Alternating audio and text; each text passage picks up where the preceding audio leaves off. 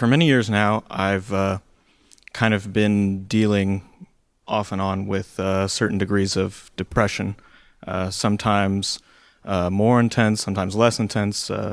Actually, lately, a lot less intense in large part due to discovering you and kind of reading your works and stuff, which has been super helpful. So thanks for that. But one aspect of this is that my ability to feel things has I feel greatly kind of diminished over time. Things that I used to be excited about don't excite me anymore. I don't look forward to things when I kind of hang out with my friends and things like that, which is stuff that I enjoy.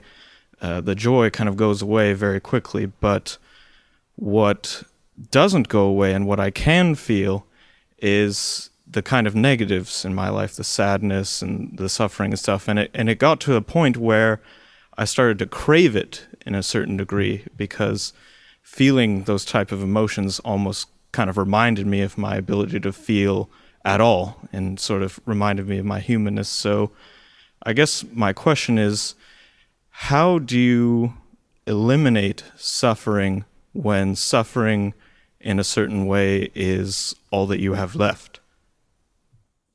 Right.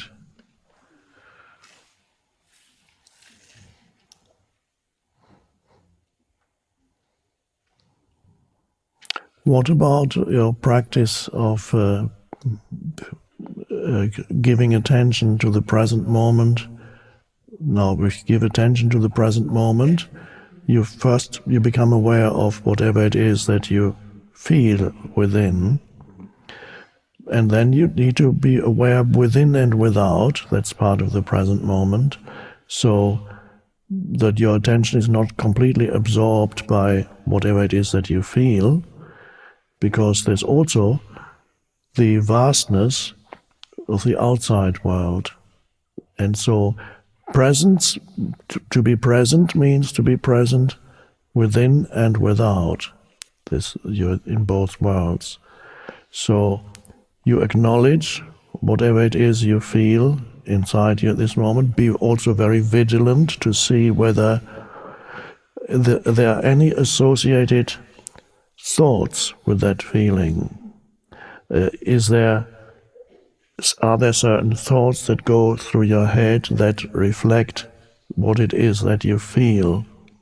For example, if you feel depressed, do you have thoughts that are telling you that life is, after all, not worth living, or whatever the thoughts are saying, that people suck, life sucks, I suck, we all suck, I don't want to be here.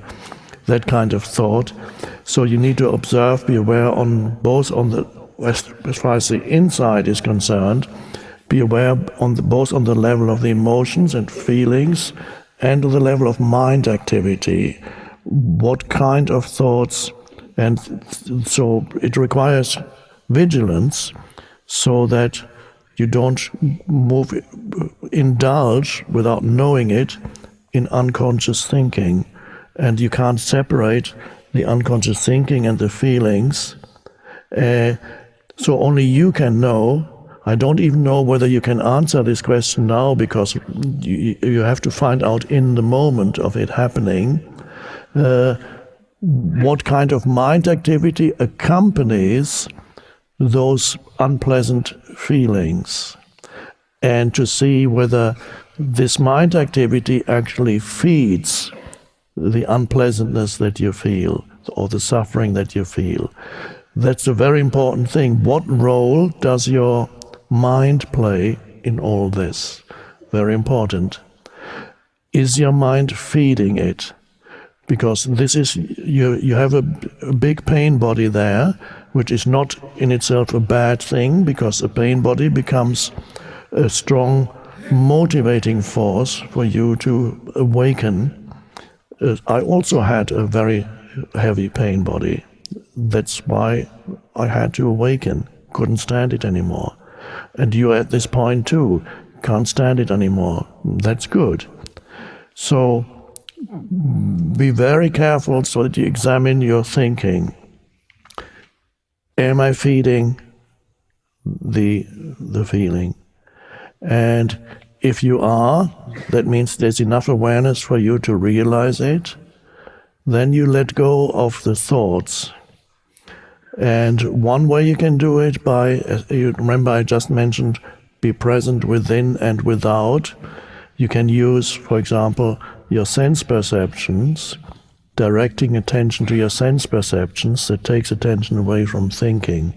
And then you experience, the next step would be, you still feel the unpleasantness, but you're also observing sensory perception around you. There's the sky, there's the flower, my hand, the hand. And you don't have to, I'm labeling it now, but you don't have to label it. It's better not to label it, just to perceive it fully. Come to your senses, look around, there's an entire world there, and your suffering ends here, where your skin is. The suffering that you experience is inside you, just one step next to you. There's no suffering. Isn't that strange? So the table isn't suffering, I'm suffering, and this inch on the chair here is not suffering. It's just inside this bag of skin. I am the suffering entity. That's me. And then if you don't know that, then you identify with that feeling, and then you look at this, then you call, and you still have the conditioned thinking that reflects the suffering, and say, oh, it's all pointless, the trees are pointless, the sky is pointless, what's the point of it all? I don't see any beauty in this, and this flower is going to die soon, of course. Everything dies soon, so what's the point in even living? And there's a dog, he doesn't look that healthy. Whatever it is, then you would be just look at the world around you through the feelings. So to be present, you have to not label and just look and take in auditory, visual perception, breathing. So, and then if you give more attention to your surroundings, especially when you're in nature, but nature is everywhere. Even if you're in the middle of Seattle, there's the sky. Well, it's usually at this time of year it'll be gray, but that's fine too. There's sunlight filtering through the sky, and you have lots of trees. Lots of trees. The evergreen state, Washington, as it says on your license plate. So that's good. You have that. And that takes your attention away from, you're not denying what you feel, but you're adding a dimension to it, the external dimension. And then nature has a very healing effect if you truly give attention to nature, and you're no longer fueling the suffering that you feel inside you. Of course, it doesn't go away immediately, or a miracle could happen, and it does, but usually not.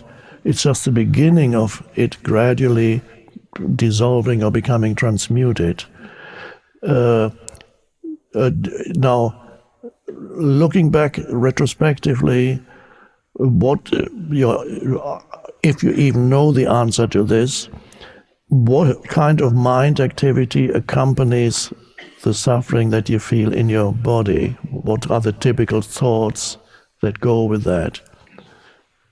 I guess it kind of depends on the situation. Obviously, it comes in kind of phases, but a lot of it is just kind of generalized self-loathing, I guess. I don't know if that's the right term, but watch out for what kind of thoughts. It might even be helpful to write them down if they're repetitive thoughts.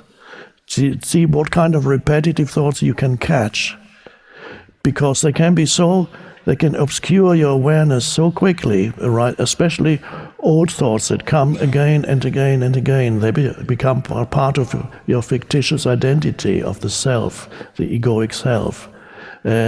So you carry with you then the burden of an unhappy self. I remember that. I had that too. carrying the burden of an unhappy self. That is, and that is what motivates you to awaken.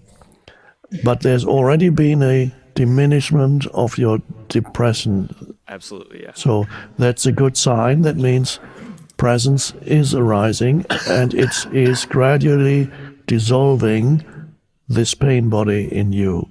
But your work is not to renew the pain body through unconscious thinking. So you need to be really alert and watch your mind so that you don't create more suffering by unconscious mind activity. And if you no longer feed the pain body, because that's... Now, the pain body, of course, also feeds through drama in relationships. It has the two ways of feeding. In your case, perhaps more through your mind, but I don't know, could be also enacting and reenacting drama, emotional drama in relationships with your partner, family members, or whoever it may be, usually people you're close to or work with, but the closer the better. The intimate partners are the best ways for the pain body to renew itself through. So don't add to the pain body. It wants to feed, it wants your unconsciousness, but don't give it to the pain body. You're not feeding it with your mind anymore, and you're not feeding it by being drawn into insane drama in relationships. So you're watching it. There it is. It may not be pleasant, but it's not that bad. Your presence is infinitely more powerful, and it doesn't even fight the pain body. It just, by shining the light of awareness on it, it gradually dissipates. Or a better way of putting it, it gets transmuted, because the energy is not lost. There is enormous life energy in it, but it's trapped. It's trapped energy, so it's felt as negative. When that's freed, it becomes part of presence. It is fuel for presence. The pain body is fuel for presence. That's amazing. So you have plenty of fuel for presence. That's the good news.